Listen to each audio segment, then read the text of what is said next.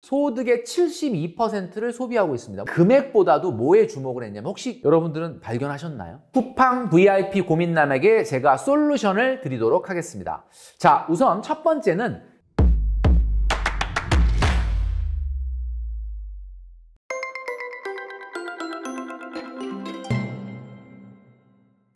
네, 여러분 안녕하십니까? 돈으로 혼쭐 내는 남자 돈줄남 김경필입니다. 오늘 이 시간에는 인플레이션 시대를 극복하기 위한 저의 6번째 책인 오늘은 짠테크 내일은 플렉스 이 이벤트에 참여하신 분들이 있었습니다.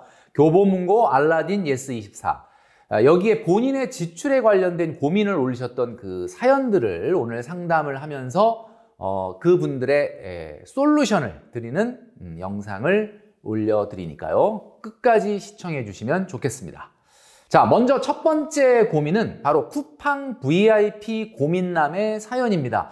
자, 시작부터 범상치가 않은데요. 쿠팡 VIP.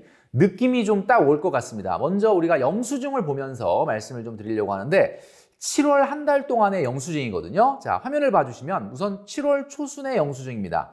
자, 우선 이분의 상황을 한번 좀 말씀드리려고 하는데 이 고민남은 월급 300만 원 그리고 배우자분이 300만 원의 월급을 받으니까 맞벌이네요. 굉장히 좋은 컨디션인 것 같은데 대출은 3억이 있고요. 현재는 이자만 납입을 하고 있다라고 합니다.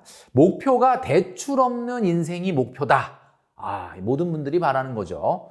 그리고 예적금은 전혀 지금 없다 이렇게 말씀을 드렸는데 자, 우선 우리 7월 초순의 영수증을 한번 함께 볼까요?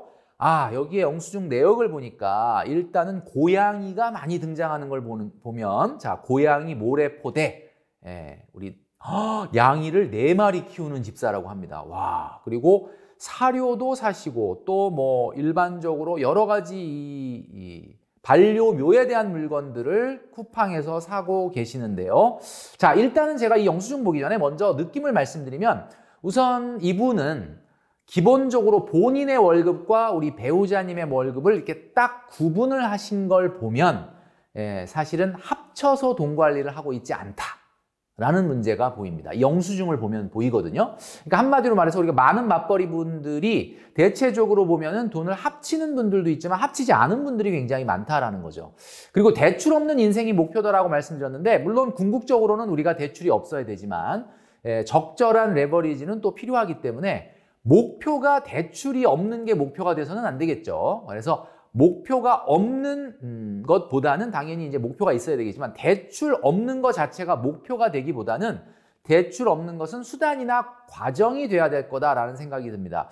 그리고 조금 한 가지 아쉬운 거는 아무래도 지금 한창 돈을 모아서 자산을 불려나가야 되는데 현재 예적금이 전혀 없다라고 하시는 점이 좀 아쉽다라는 거죠. 자, 우선 영수증을 보면 이분의 고민이 바로 쿠팡의 VIP 남의 고민이었지 않습니까? 그러니까 쿠팡에서 좀 물건을 많이 사신다는 건데 일단 보면 자, 79,000원 여름 티셔츠 4종을 홈쇼핑에서 구입을 했다. 일요일 날 채널을 돌리다가 자, 이게 바로 이제 충동 구매 아니겠습니까? 물론 뭐 필요한 물건을 사셨겠죠. 자, 그러나 사실 원래 계획하지 않았던 물건을 사다 보면 싸다는 이유로 사게 되는 경우가 많습니다. 자, 그 다음에 나오는 이 욕실 관련된 지출을 한번 보시면 자, 미끄럼 방지 테이프 쿠팡, 욕실 신발 쿠팡, 쓰레기통 쿠팡, 선풍기 쿠팡. 자, 근데 이 내용을 보면요. 욕실 바닥이 미끄러워서 방지 테이프를 쿠팡에서 샀는데 사다 보니까 산 김에 이번에 욕실 신발도 교체하자. 그리고 신발을 교체하려고 하다 보니까 욕실에 낡은 쓰레기통이 눈이 보여서 이것도 교체하자. 그리고 또 욕실 바닥에 물기를 제거하기 위해서 선풍기도 구매하자. 이게 그 환풍기가 없나? 그러니까 한마디로 욕실에서 좀 넘어지실 뻔 하신 것 같아. 그러니까 이 한 번의 경험에 의해서 방지 테이프, 욕실화, 쓰레기통, 선풍기까지 줄줄줄줄줄 파생 소비가 이어지고 있는 것을 볼 수 있습니다. 자, 우리가 이 쿠팡이라고 하는 아주 편리한 어떻게 보면은 그 소비 매체가 있기 때문에 그냥 그 자리에서 이렇게 결제를 하시는 그런 현상이 좀 발생을 하고 있다. 자, 중순으로 넘어가면 역시 중순도 계속해서 뭔가를 사고 계십니다. 자, 이분이 남자분이라 그랬는데 주로 살림을 집에서 뭐 이렇게 식재료라든가 이런 거 말고 아마 담당이 뭐 이렇게 필수품이나 생필품이나 뭐 욕실 용품이나 이런 거를 아마 이 남자분이 사시는 것 같아요. 느낌에 쭉 보면요. 그리고 고양이 4마리에 관련된 것도 주로 이 남자분께서 사고 계신데 여기서 역시 쿠팡이 많이 등장을 합니다. 자, 그리고 하순으로 넘어가 보면요. 근데 또 갑자기 각종 채소와 과일이 또 등장을 하는 걸 보면 글쎄요. 이분이 식료품을 많이 안 사는 거 보면은 분명히 그 부분은 우리 배우자분이 또 몫인 것 같은데 또 이런 거는 또 사십니다. 제습제. 그리고 아무래도 이제 7월이다 보니까 여름철이죠. 자, 이렇게 이제 내고 또 고양이 모래포대, 모래 또 2포대 사셨고요. 뭐 겨울 대비해서 뭐 쿠팡에서 코트, 구두를 사셨는데 7월 달에 겨울 코트하고 또 구두를 사셨어요. 자, 이거는 뭐 어떻게 보면 합리적인 소비라고 볼 수도 있죠. 계절을 제철이 아닌 때에 사두면은 조금 더 뭐 싸게 구입할 수 있다라는 측면에서는 좀 좋은 점이 있을 것 같기는 한데, 자, 이분의 이제 전반적인 영수증을 보면서 제가 느꼈던 걸 한번 말씀드려보면요. 일단 사용 금액을 한번 봐주십시오. 자, 300만 원을 타시는 분인데 월급을요. 215만 6천 원을 소비하고 있습니다. 여러분 어떻습니까? 조금 많다라는 느낌이 들죠. 자, 결정적으로 말이죠. 이게 보시면 소득의 72%를 소비하고 있습니다. 물론 이제 배우자 소득은 지금 블라인드로 가려져 있기 때문에 뭐 알려주시질 않으니까 우리가 뭐 파악할 수가 없어요. 그런데 중요한 거는 여기에 기본적인 식생활비는 대부분 빠져 있는 거 보면 기본적인 식생활비는 또 다시 이제 우리 배우자분이 지출을 하신다. 그렇다면 이분의 고민남의 72% 소비라는 것은 좀 과하다라는 생각이 좀 듭니다. 자, 그런데 여러분, 저는 이 금액보다도 뭐에 주목을 했냐면 혹시 여러분들은 발견하셨나요? 이 영수증 한 달치 영수증에서 여러분들이 느끼신 건 뭡니까? 자, 잘 보시면 너무 결제 횟수가 많다는 거예요. 여기 보시면 총 42회를 결제하셨습니다. 자, 그럼 여러분들 한번 생각하십시오. 여러분들도 아마 카드 영수증을 보시면은 내가 뭘 썼는지를 이렇게 보시게 될 텐데 42회 정도 쓰시나요? 어떤가요? 물론 본인이 살림을 하고 본인이 모든 걸 다 소비한다면 그렇게 될 수도 있는데 이분 같은 경우는 분명히 배우자 소비가 또 있거든요. 그런데 42회면 하루에 한 번 이상은 무조건 뭔가를 사고 있다. 그 중에서 쿠팡과 홈쇼핑에서 결제한 횟수가 무려 25회다라는 겁니다. 자, 고민의 지점이 바로 여기서 시작되는 거죠. 여러분, 가끔은 여러분들도 소비 금액뿐만이 아니라 내가 도대체 몇 번 정도를 결제하는지를 한번 보시면 이분이 쇼핑만 25회를 결제하셨어요. 그 얘기는 하루에 꼭 한 번씩 뭔가를 산다 이런 이야기입니다. 아니, 하루에 꼭 한 번씩 사는 게 뭐가 이상하냐. 얼마나 사야 될 게 많고 필요한 게 많은데. 자, 이게 뭔지 아십니까, 여러분?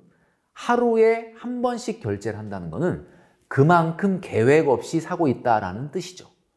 만약에 내가 진짜 필요한 물건이라면 언제 어떤 물건이 필요하니까 딱딱딱딱 장바구니에 담아서 한 번에 결제를 하지 이렇게 25번, 42번씩이나 소비하게 되지 않는다라는 겁니다. 여러분 마트 갈 때 기본적으로 뭘 적죠? 필요한 물건을 포스트잇에 적어가잖아요. 그런데 그때 생각나는 거를 산다는 거는 그만큼 계획 없이 소비하고 있다는 증거다. 그러니까 이분의 고민이 어디서 시작됐느냐? 왜 VIP, 쿠팡의 VIP가 됐겠습니까? 그때 계속해서 사기 때문에 이런 결과가 나타난 거다라는 거죠. 물론 본인의 고민을 가감없이 좀 혼쭐 좀 내주세요 라고 이게 내셨으니까 제가 이제 그런 부분을 지적을 하는 건데요. 여러분들이 생각할 때는 아마 나도 그런 습관이 있다라고 한다면 이 부분을 좀 지킬 필요가 있습니다. 금액도 금액이지만 나는 과연 한 달에 신용카드로 얼마만큼의 횟수를 결제하고 있느냐. 만약에 결제 횟수가 하루에 2번 이상 넘어간다면 나는 소비 중독이 아니라 결제 중독이 아닐까라고 한번 생각해 볼 필요가 있다라는 거죠. 자, 그래서 이 쿠팡 VIP 고민남에게 제가 솔루션을 드리도록 하겠습니다.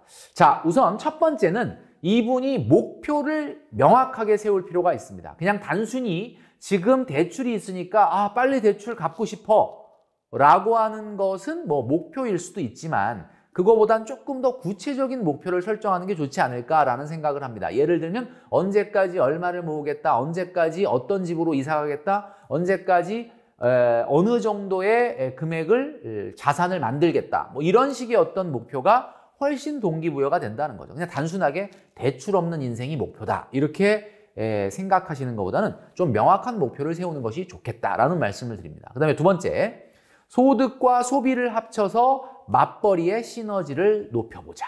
자, 영상을 보시는 많은 맞벌이 부부들, 그리고 앞으로 맞벌이를 꿈꾸고 계시는 많은 분들에게 말씀드립니다. 절대 맞벌이들이요, 돈을 1인 가구보다 많이 버는데 이게 각자 소비하고 각자 관리하면 전혀 시너지가 나지 않습니다. 자, 그래서 합쳐야 된다라는 거죠. 자, 이게 이제 두 번째로 중요한 솔루션이고요. 세 번째는 먼저 저축을 해서 후순위의 소비를 줄여보자라는 겁니다. 자, 이분이 300만 원이라는 소득 중에서 거의 대부분을 소비하지 않고 저축하지 않고 있다 보니까 아까 예적금이 하나도 없다 그랬지 않습니까? 그러다 보니까 뭔가를 결제할 때 편안하게 결제를 하시는 거예요. 왜? 뭔가 내가 어딘가에 매여 있거나 돈이 모자라거나 그러질 않으니까. 누울 자리가 있으니까 편안하게 발을 뻗고 있는 거거든요. 그래서 선저축 50%, 그러니까 300만 원이 딱 들어오면 먼저 저축을 자동이체로 50%를 딱 해서 150만 원을 한다면 어떨까요? 뭔가를 살 때 고민을 하고 좀 더 생각해보고 사니까 안 사도 될 것 같은 후순위의 소비는 줄어들 수밖에 없는 거죠. 항상 우선순위에 있는 소비만 하게 될 것이다. 자, 네 번째 솔루션은 반려묘에 대한 예산을 따로 만들어 보자입니다. 자, 저도 강아지를 좀 키우거든요. 근데 이게 사실은 자식 같아가지고 이쁘니까 뭔가 계속 자꾸 해주고 싶어요. 그러다 보니까 예산을 안 만들어 놓으면 자꾸 오버슈팅이 됩니다. 자, 그러니까 반려묘를 4마리나 키우신다고 했기 때문에 반려묘에 대한 소비에 대해서 적절한 예산을 만들어서 매달 그 금액을 써보자라는 것을 솔루션으로 말씀드리고 싶습니다. 가장 중요한 건요, 맞벌이 부부를 꿈꾸고 계시는 분들, 그리고 현재 맞벌이를 하시는 분들한테 말씀드렸죠. 두 번째 솔루션, 바로 소득과 소비를 합쳐야 된다라고 하는 부분을 말씀드리면서 마지막으로 명언 한 말씀을 드리면서 마무리하도록 하겠습니다. 오늘의 명언은요, 성경 구절을 하나 가지고 왔습니다. 성경 구절 창세기 2장 24절에 이런 말이 있습니다. 부모를 떠나서 그의 배우자와 한 몸을 이루어라 라는 말이 있습니다. 자, 이 말은 무슨 말이냐? 여기서 한 몸을 이룬다라는 것은요, 정신적, 육체적 한 몸일 수도 있지만 경제적 한 몸을 얘기하는 거다.